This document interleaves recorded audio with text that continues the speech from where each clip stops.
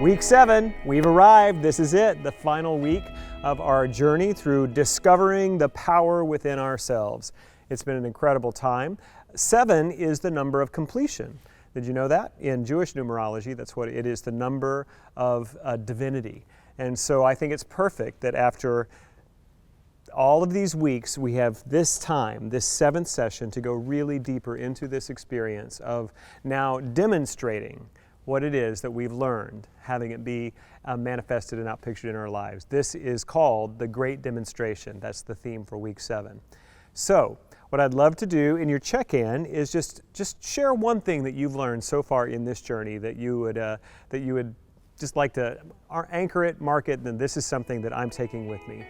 For me, it's a new appreciation that the teachings of Jesus the Christ are still alive, still valid, and with a new lens, I can see it and find new depth and meaning in it. That's it for me. All right, you do check-in, pause the video, and I'll be back in just a moment.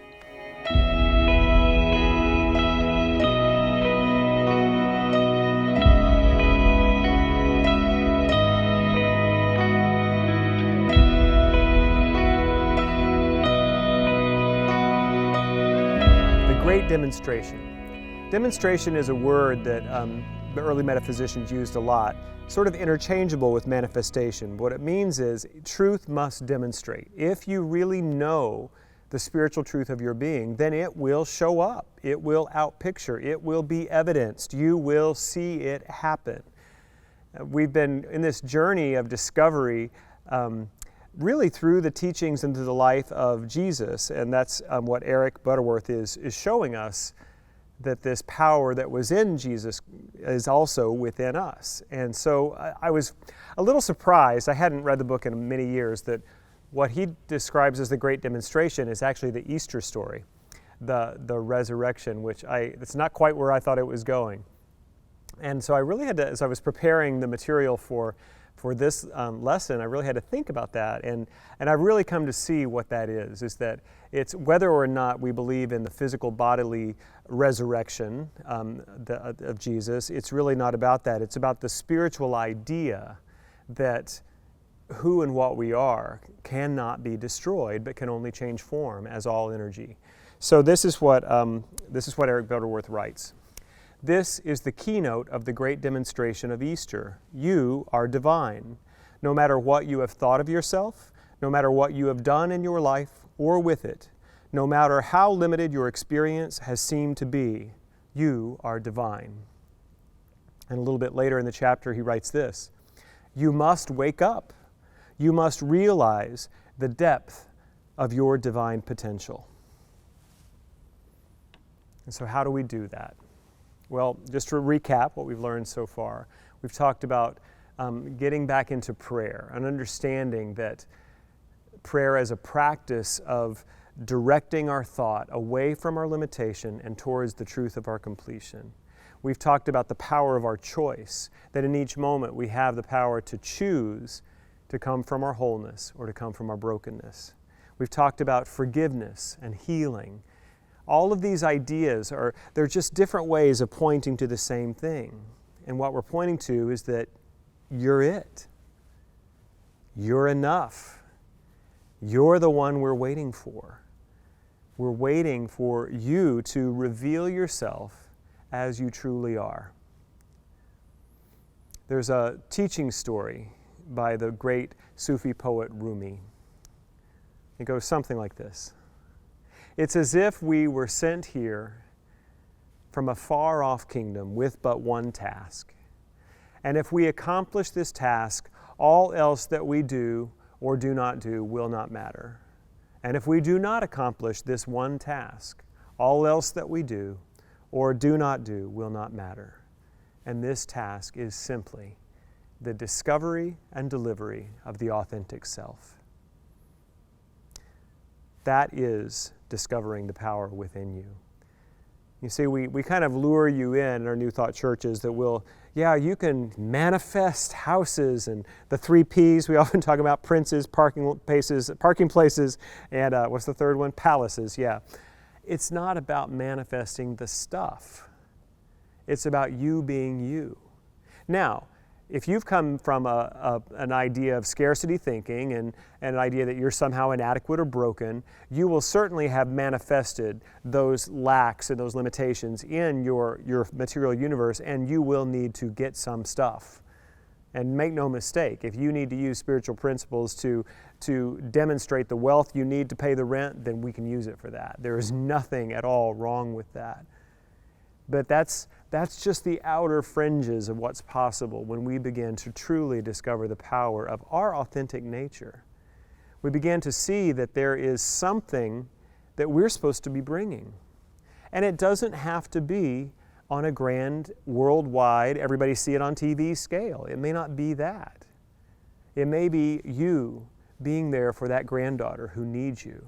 You are the light of God showing up for her. I don't know what it is for you. I'm just discovering what it is for me. It keeps growing and evolving. There is definitely an evolutionary scale to this work. We're never going to get it. My friend Maggie Cole says that she used to think that one day she would get it, and now what she's discovered is when she gets that great healing, that great revelation, that great new freedom of spiritual truth, that's just the piece she needs for the next leg of the journey. And that's really how it is for all of us. We will never be finished, but we must keep moving forward. When we are having our great demonstration, we are manifesting the truth in our lives. It doesn't mean that we don't struggle. You will struggle. I will struggle. And that is okay. Here's what Butterworth says about that. Life is for living. And living is an experience in growth and unfoldment. It is not so important what happens around us or even to us. What counts is what happens in us. Problem situations and problem people may stand in our way. We may be tempted to set them right, and it is possible to do so to an extent, but we still haven't solved our problems, which are that in us that drew the experiences and the level of consciousness that sees them. Maybe the important thing is not to solve the problems, but to be solved by them. I just want to break that down for you a little bit. We still haven't solved the true problem.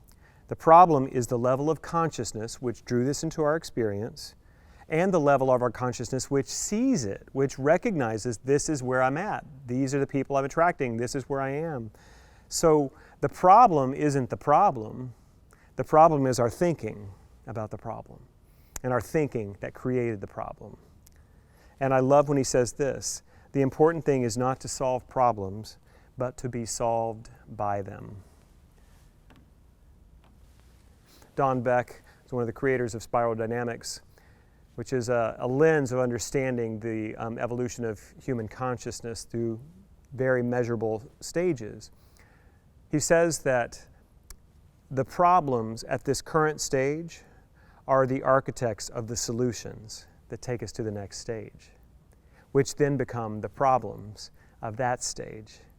If you think about this in just recent history in humanity, coming out of the agrarian age into the industrial age, we needed to feed people more efficiently, we needed to move people more quickly, and so we found to be able to use the mineral resources, to be able to use the petroleum products, all of the fossil fuels. It fueled the industrial age.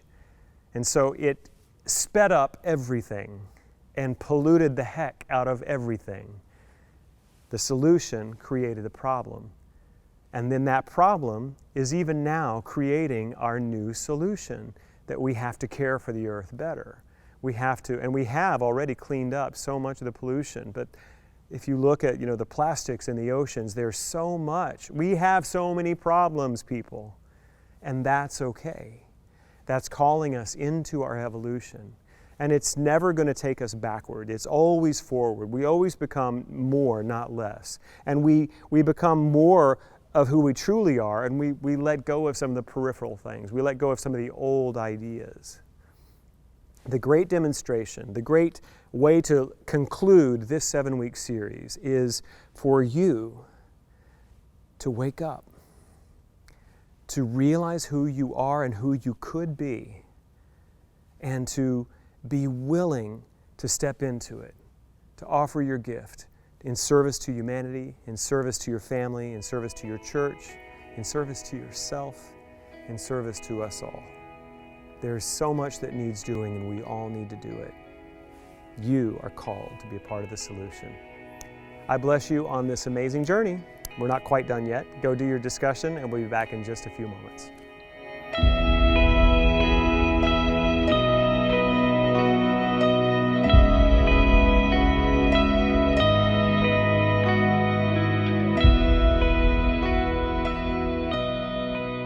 Ralph Waldo Emerson said, "The fact that I am here shows me that the soul had need of an organ.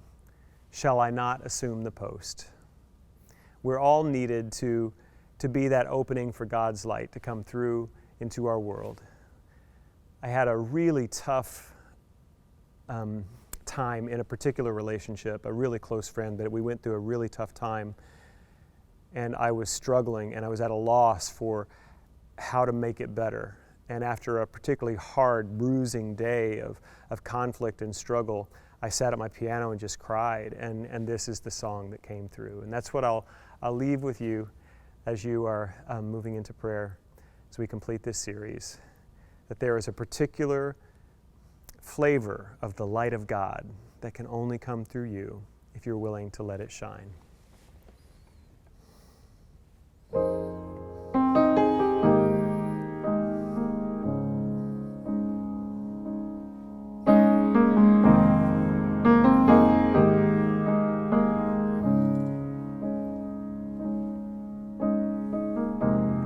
Let your light shine through me in places where it's hard to see, where love is dim and hearts and eyes are blind. Oh God, let me shine.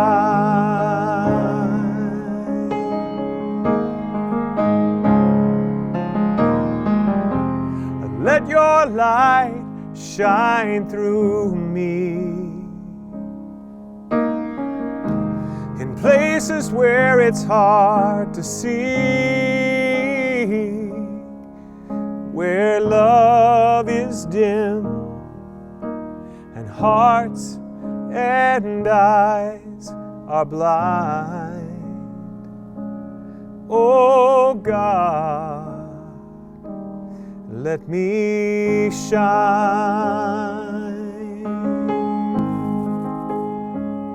Where love is dim and hearts and eyes are blind.